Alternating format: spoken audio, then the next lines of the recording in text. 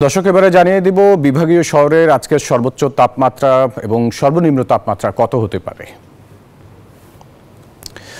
দর্শক আবহাওয়া অফিসের তথ্যানুযায়ী আজকের ঢাকা বিভাগের সর্বোচ্চ তাপমাত্রা হতে পারে 40.5 ডিগ্রি সেলসিয়াস এবং সর্বনিম্ন তাপমাত্রা হতে পারে 29.5 ডিগ্রি সেলসিয়াস। চট্টগ্রামে কিছুটা কম দেখা যাচ্ছে। চট্টগ্রামে সর্বোচ্চ তাপমাত্রা হতে পারে 35.2 ডিগ্রি সেলসিয়াস এবং সর্বনিম্ন তাপমাত্রা হতে পারে 29 ডিগ্রি সেলসিয়াস। এদিকে সিলেটে যথাক্রমে তাপমাত্রা কমই দেখা যাচ্ছে। সর্বোচ্চ তাপমাত্রা হতে পারে 32.7 ডিগ্রি সেলসিয়াস এবং সর্বনিম্ন তাপমাত্রা 24.3 ডিগ্রি সেলসিয়াস।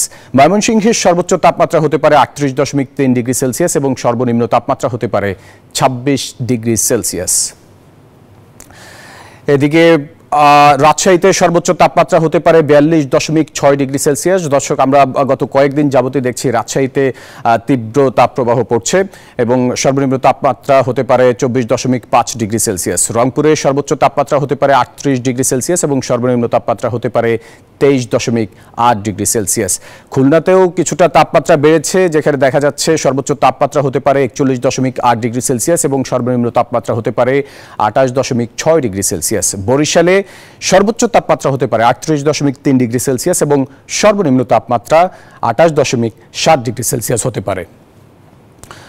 দর্শক আজকে সর্বোচ্চ তাপমাত্রা হতে পারে চুয়াডাঙ্গায় 43 ডিগ্রি সেলসিয়াস, যেটি গত কয়েকদিন যাবৎ দেখা যাচ্ছে চুয়াডাঙ্গায় রেকর্ড করা হচ্ছে তাপমাত্রা।